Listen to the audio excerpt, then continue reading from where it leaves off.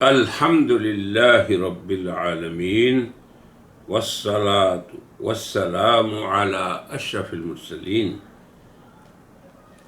وعلى آله وصحبه أجمعين وبعد. أعوذ بالله من الشيطان الرجيم. بسم الله الرحمن الرحيم. وإنه لعلم للساعة. وقال جل جلاله وإن من أهل الكتاب إلا ليؤمنن به قبل موته. وقال النبي صلى الله عليه وسلم كيف أنتم إذا نزل فيكم ابن آدم. وقال صلى الله عليه وسلم والذي نفسي بيده لَيُوشِكَنَّ أَن يَنزِلَ فِيكُمْ ابْنُ مَرْيَمَ أو كما قال صلی اللہ علیہ وسلم. صدق اللہ العظیم وصدق رسولہ النبی الکریم. سامعین و ناظرین، حضرت عیسیٰ علیہ السلام کو فوت شدہ نبی گرداننا یہ مخالف قرآن عقیدہ ہے. اسی طرح یہ مخالف احادیث خیر الانام عقیدہ ہے. اسی طرح یہ مخالف اجماع عقیدہ ہے. ہم نے اپنے مختلف مجالس میں انہی باتوں کو بیان کیا ہے. اس باب میں جو احادیث ہیں ان کو ہم ایک مجلس 10 مجلسوں میں بھی کمپلیٹ نہیں کر سکتے، مکمل نہیں کر سکتے، لیکن ہم صرف اشارات آپ کو دے رہے ہیں جن میں 2 چیزیں ثابت ہوتی ہیں. ایک تو یہ کہ اترنے والے جن کا نزول ہوگا وہ عیسیٰ ابن مریم ہے، اور ساتھ ہی یہ کہ کسی اور شخص کا دعوی مسیحیت باطل اور کذب اور صریح دجل ہے. یہ دونوں چیزیں ہم بیان کر رہے ہیں. تو اگر آپ اسی عنوان سے دیکھیں کہ حضرت عیسیٰ کا نزول کہاں ہوگا، طبعاً دمشق میں، اور یہ صاحب جو مدعی اس دور میں مسیحیت ہیں یہ کہاں پیدا ہوئے، سوچ لیں. پھر اس کے بعد حضرت عیسیٰ کا نزول جب ہوگا تو وہ کیا ہوں گے؟ حکم عدل، یعنی عادل حکمران ہوں گے. اور یہ کہاں عادل حکمران رہے؟ پھر آگے یہ کہ بما یحکم، حضرت عیسیٰ فیصلے کیسے کریں گے. نبی کریم صلی اللہ علیہ وسلم نے اس امر کی بھی خبر دی کہ عیسیٰ علیہ السلام اللہ تعالی کی کتاب اور نبی کریم صلی اللہ علیہ وسلم کی سنت کے مطابق فیصلے کریں گے، اور اللہ انہیں نزول سے پہلے یہ تعلیم دے کر ہی نازل کریں گے. اس سلسلے میں قرآن حکیم کی جن آیات سے ہم حیات عیسیٰ اور نزول عیسیٰ کو بیان کرتے ہیں وہ بھی آپ سب کو یاد رکھنی چاہیے، اور وہ بھی علماء کرام نے لکھ رکھی ہیں ترتیب سے. ہم نے ان کے عدد کو مرتباً، یعنی نمبر 1 یہ، نمبر 2 یہ، 3 4 5 6، اور پھر اس کے بعد ترتیب سے ان سب کو بیان کیا ہے بڑی آسانی سے. تو آپ ہمارے ان مقالات کو دیکھیں جو اس عنوان سے ہیں. عربی میں ادلۃ اہل الاسلام فی نزول عیسیٰ ابن مریم علیہ السلام، یا اردو میں ہیں اہل اسلام کے دلائل عیسیٰ ابن مریم علیہ السلام کے نزول میں. تو ابھی ہم پھر چند اشارات اس طرف کرتے ہیں کہ ان کے نزول کا وقت کیا ہوگا. احادیث میں یہ بھی ذکر ہے. پھر جب آئیں گے تو کس چیز سے وہ حکمرانی کریں گے. پھر عیسیٰ علیہ السلام کی مہمات کیا ہوں گی، ذمہ داریاں، بڑے بڑے اہم امور وہ کیا ہوں گے۔ تو سب سے پہلا عمل یقوم بہ عیسیٰ علیہ السلام جو کریں گے وہ دجال کا مواجہہ کریں گے، چونکہ حدیث میں کسی دن ہم اس پہ بھی بات کریں گے کہ وہ اللہ کی طرف سے اتنی بڑی آزمائش ہے اور اس کا آنا بھی حق ہے۔ ہمارا عقیدہ ہے اہل اسلام کا، یہ نہیں ہے کہ ہم کہیں کہ وہ مشرقی قوم میں ہیں، مغربی قوم میں ہیں، وہ نصارہ ہیں۔ اس میں بھی ہم نے مستقل لکھا ہوا ہے کہ مرزا قادیانی نے دجال کے بارے میں کتنے قول اس کے ہیں، کتنی بار اس نے اپنے اقوال کو بدلا ہے۔ تو اس بات کو چھوڑیں آپ، تو ان کے عظیم کارناموں میں سے دجال کا اہلاک اور اس کا قتل کرنا ہے، جیسے کہ احادیث میں آیا ہے کہ جب عیسیٰ علیہ السلام اتریں گے، بیت المقدس جائیں گے، تو دجال جو ہے مسلمانوں کے ایک طبقے کو اس نے محاصرہ کر رکھا ہوگا۔ دجال کا فساد اور اس کا پھیلنا اور اس کی آزمائش ہونا مسلمانوں کے لیے معروف چیز ہیں، لیکن یہ ہمارا اس وقت موضوع نہیں ہے۔ اب جب اس نے محاصرہ کیا ہوگا، فَيَأْمُرُهُمْ عِيسَى بِفَتْحِ الْبَابِ، عیسیٰ علیہ السلام انہیں کہیں گے کہ تم دروازہ کھولو، کسی سے ڈرنے کی ضرورت نہیں ہے، تو میں آ چکا ہوں۔ اور دجال کا خاتمہ کرنے کے لیے ہی اللہ نے مجھے آسمان پہ اٹھایا تھا، جیسے احادیث میں حضور صلی اللہ علیہ وسلم نے بھی یہ بیان کیا ہے۔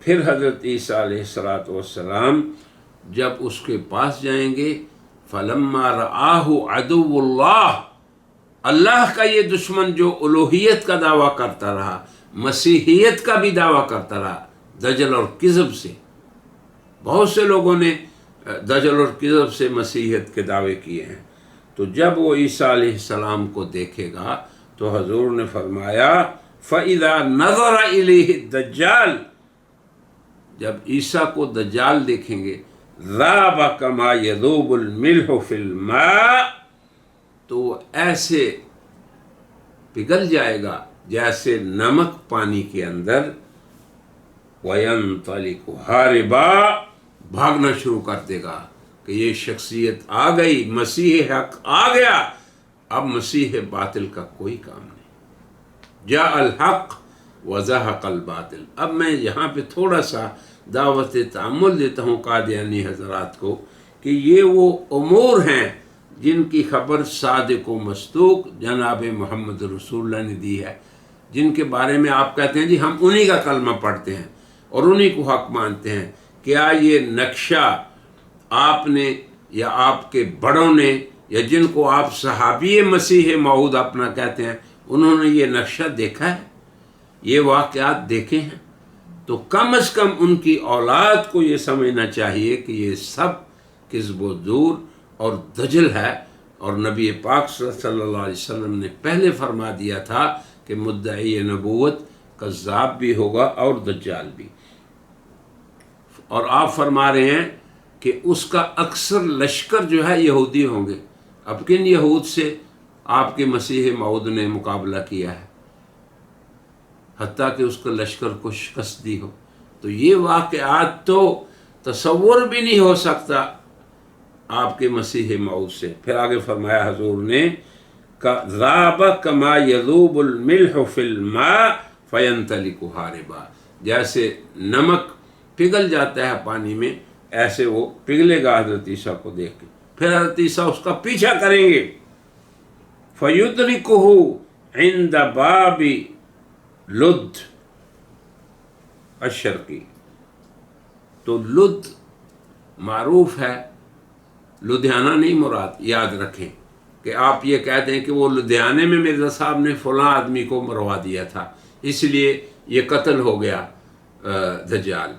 دجال جو کہ الوہیت کا مدعی ہوگا، جو کہ اس بات کا مدعی ہوگا کہ یہودی اسے اپنا مخلص سمجھیں گے اور مسیح سمجھیں گے اور اس کے لشکر کا اکثر حصہ حضور نے فرمایا عورتیں بھی ہوں گی، یہود ہوں گے، اور پھر وہ اتنا آزمائش میں ڈالے گا کہ اللہ تعالیٰ اس کے ہاتھ پہ بارش کو بھی کر دیں گے، حتیٰ کہ بعض لوگوں کو مار کے زندہ بھی کر دے گا، اور زندہ ہونے والا پھر کہے گا کہ واقعی تو دجال ہے، اور اس کی پیشانی پہ کاف فا را کافر یہ لکھا ہوگا، مسلمان دیکھ لیں گے۔ تو اب میں یہ پوچھتا ہوں کہ کیا یہ ایمانی اور روحانی نظارے اے قادیانیوں آپ نے، آپ کے باپوں نے، آپ کے دادوں نے، یا مرزا صاحب کے ساتھیوں نے؟ حضور اکرم صلی اللہ علیہ وسلم نے نہ صرف مسیح علیہ السلام کی یہ چیزیں بیان فرمائیں بلکہ آپ کے ساتھیوں کا بھی وصف آپ نے فرمایا۔ حضور اکرم صلی اللہ علیہ وسلم نے حضرت مسیح کے ساتھیوں کا بھی وصف فرمایا۔ ایک حدیث میں ہے جسے مسند احمد نے اور امام نسائی نے حضرت ثوبان سے ذکر کیا ہے۔ یاد رکھیں میری ان چیزوں کو، میں مختصر باتیں کر رہا ہوں تاکہ آپ کو یاد رہیں۔ عن ثوبان عن النبی صلی اللہ علیہ وسلم، حضرت ثوبان صحابی رسول ہیں، وہ جناب رسول اللہ کی بات کو نقل کر رہے ہیں، اور اس حدیث کو روایت مسند احمد اور سنن نسائی نے کیا۔ ہم نے پہلی مجلس میں بھی بتایا تھا کہ اگر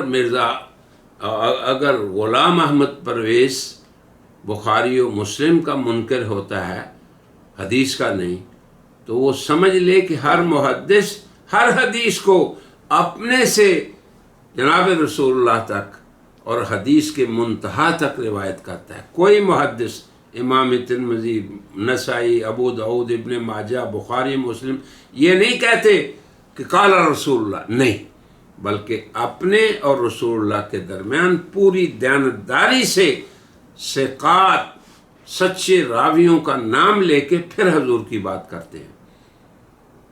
اور غامدی صاحب بھی سن لیں کہ اگر انہیں یہ احادیث سمجھ میں نہیں آتی اور وہ کہتے ہیں کہ محدثین نے قبول کیا ہے، تو محدثین کے قبول پہ آپ بھی ایمان لے آئیں ان باتوں پہ۔ اور قادیانی حضرات سے یہ گزارش کرتے ہیں کہ دیکھیں ان ناموں کے اندر استعارے نہیں چلتے، اگرچہ اکثر عوام کو دھوکہ دیتے ہیں کہ نبی کی باتوں میں استعارے ہوتے ہیں۔ اللہ اور اس کے رسول کی باتیں بالکل صریح ہوتی ہیں اور محکم ہوتی ہیں اور سمجھ میں آنے والی ہوتی ہیں، اور اللہ کی بات جو اپنے نبی پہ وہ نازل کرتا ہے وہ نبی سب سے پہلے سمجھتا ہے۔ اگر اس میں کچھ متشابہات ہیں تو اس میں بھی اللہ نے فرمایا دیا کہ اہل ایمان اس پہ ایمان لاتے ہیں اور کہتے ہیں کہ اللہ تعالیٰ کے پاس اس کا علم ہے۔ تو بہرحال یہ دیکھیں کہ جناب رسول اللہ نے عیسیٰ کے اصحاب کا بھی وصف کیا ہے۔ سنیں آپ کیا وصف ہے، فرمایا اصابتان من امتی احرزہم اللہ من النار، میری امت کے دو گروہ، اب دیکھیں کیسے مبارک گروہ ہیں، وہ اللہ انہیں جہنم سے محفوظ رکھے گا۔ اصابت تغزو الہند، ایک تو وہ جماعت ہے جو غزوہ ہند کرے گی، اور دوسری وَإِصَابَةٌ تَكُونُ مَعَ عِيسَى ابن مریم، اور دوسرا گروہ کون سا، جو عیسیٰ ابن مریم کے ساتھی ہوں گے۔ اب آپ دیکھیں پھر اس کے بعد جناب رسول اللہ نے ان کے مبارک دور کا بھی ذکر کیا، بڑا ہی امن والا دور ہوگا، بڑا ہی بابرکت دور ہوگا، اس دور کے پھلوں میں برکات ہوں گی، دودھ کے اندر برکات ہوں گی، انسانوں کے اندر سے بغض اور حسد بالکل نکل جائے گا، امن کی یہ حالت ہوگی کہ درندے، سانپ اور بچھو یہ بھی انسانوں کو تکلیف نہیں دیں گے۔ اس پہ میں مختصر بات کر کے آج کی مجلس کو ختم کرتا ہوں، پھر باقی باتیں بعد میں کریں گے۔ حضرت عیسیٰ علیہ السلام کے دور میں کس قدر انسانی زندگی خوشگوار ہوگی، کس قدر ان کا دور مبارک ہوگا، کس قدر زمینی اور آسمانی برکتیں اتریں گی لوگوں پہ، اور ان کے مابین بالکل دشمنی ختم ہو جائے گی۔ قال رسول اللہ صلی اللہ علیہ وسلم، حضور نے فرمایا کہ عیسیٰ ابن مریم میری امت کے حاکم عادل ہوں گے۔ یاد رکھنا، جو حاکم نہیں یا عادل نہیں وہ مسیح کے دعوے میں کذاب ہے۔ اور آگے وَإِمَامًا مُقْسِطًا، منصف امام ہوں گے، یدق الصلیب، صلیب کو توڑنے والے، صلیب کو کے حامی، صلیب کی حمایت کرنے والے کبھی بھی اپنے دعوی مسیحیت میں سچے نہیں ہو سکتے، کذاب اور دجال ہوں گے۔ اور آگے فرمایا وَيَذْبَحُ الْخِنْزِيرَ، خنزیر کو قتل کریں گے۔ آگے فرمایا وَيَضَعُ الْجِزْيَةَ، جزیے کو وضع کر دیں گے۔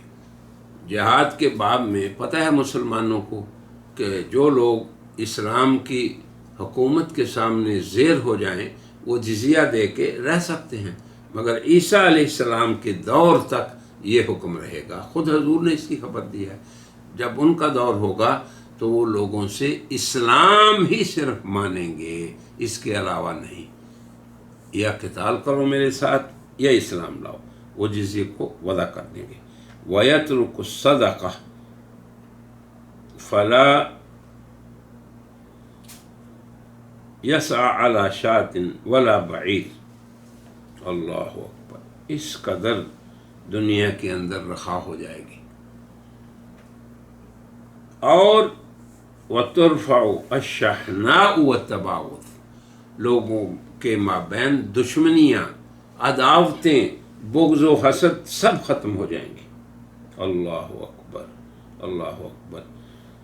اور بچے اپنے ہاتھ میں سانپ پکڑ لیں گے، فَلَا تَضُرُّهُ، ان کو نقصان نہیں دیں گے۔ اللہ اکبر، چھوٹے سے بچے کو شیر نقصان نہیں دے گا۔ اور بکریاں اور بھیڑیے باہم ایک دوسرے کو، وَيَكُونُ الذِّئْبُ فِي الْغَنَمِ كَأَنَّهُ كَلْبُهَا، جیسے کتے محافظ ہوتے ہیں نا، اس طرح بھیڑیے محافظ ہوں گے بکریوں کے۔ اور آگے دیکھیں وَتَمْلَأُ الْأَرْضَ مِنَ السِّلْمِ، دنیا پوری کے اندر سلامتی کا دور ہوگا۔ اب آپ بتائیں، یہ جو مسیح قادیان ہے جس نے دعویٰ کیا کہ میں مسیح موعود ہوں، اور آج بھی بڑے فخر سے قادیانی مربی کہتے ہیں مسیح موعود علیہ السلام، کیا وہ اپنے قادیان میں سلامتی کر سکے؟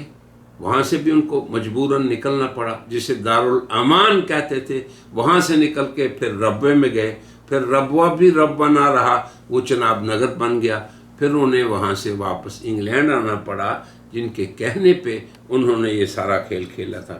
آگے پھر فرمایا اللہ اکبر، دنیا کو سلامتی سے ایسے بھر دیں گے جیسے کسی برتن میں پانی بھر دیا جاتا ہے، اندازہ کر لیں۔ اور مسلمانوں کا کلمہ ایک ہوگا، اللہ اکبر، فلا يعبد الا اللہ، اس دنیا میں صرف اللہ کی عبادت ہوگی، وتضع الحرب اوزارها، اور جنگیں ختم ہو جائیں گی۔ اور آگے بھی پھر ہے کہ دنیا کے خزانے کھل جائیں گے، پھر لوگ مال لینے والے نہیں ہوں گے، دینے والے ہی ہوں گے، اور ان کے زمانے میں اس قدر لوگوں میں امن ہوگا، سکون ہوگا کہ آسمان سے ان کے لیے برکات نازل ہوں گی، زمین سے نباتات نکلیں گی، اور پھر اگر دانے کو صاف جگہ پر رکھ دیں گے لنبتا، تو وہ بھی اگائے گا۔ بہرحال یہ ساری جو احادیث ہیں بڑی تفصیل سے ہیں، میں صرف دعوت تأمل کے لیے ان چند احادیث کو آپ پہ پیش کر سکا ہوں، اور دو غرض ہیں میری۔ پہلی یہ کہ مسیح حق کی یہ صفات ہیں، دوسری یہ کہ ان کے علاوہ ہر مدعی مسیحیت وہ قادیانی ہو یا کوئی اور کذاب اور دجال ہے۔ آج کی مجلس کو بھی ہم اسی پہ اکتفا کرتے ہیں، اور اللہ سے دعا کرتے ہیں کہ اے اللہ تو بھولی بھٹکی انسانیت کو ہدایت دے، تیرے رسول نے کتنی وضاحت سے اپنے دین کو پہنچا دیا، کتنی وضاحت اور کھلے دلائل سے بتا دیا کہ مسیح جو اترنے والے ہیں وہ کون ہوں گے، اور ان کی اتنی صفات ذکر کر دی کہ عام جاہل انسان بھی یہ پکار اٹھے گا کہ مسیح حق ابھی تک نہیں آئے۔ کیوں کہ دنیا کے نہ مادی حالات اس طرح کے ہیں، نہ امنی حالات اس طرح کے ہیں، نہ سیاسی حالات اس طرح کے ہیں، نہ دین کا کوئی غلبہ ہے جس طرح کے مسیح کے دور میں ہوگا۔ تو میں پھر دعا کرتا ہوں کہ اللہ ان لوگوں کو ہدایت عطا فرما، اور میں اپنے اس بیان کے ذریعے ان کو دعوت دیتا ہوں تأمل کرنے کی اور حق کو اختیار کرنے کی۔ اسی پہ اکتفا کرتے ہوئے کہتے ہیں وآخر دعوانا ان الحمد للہ رب العالمین۔ الله على طه خير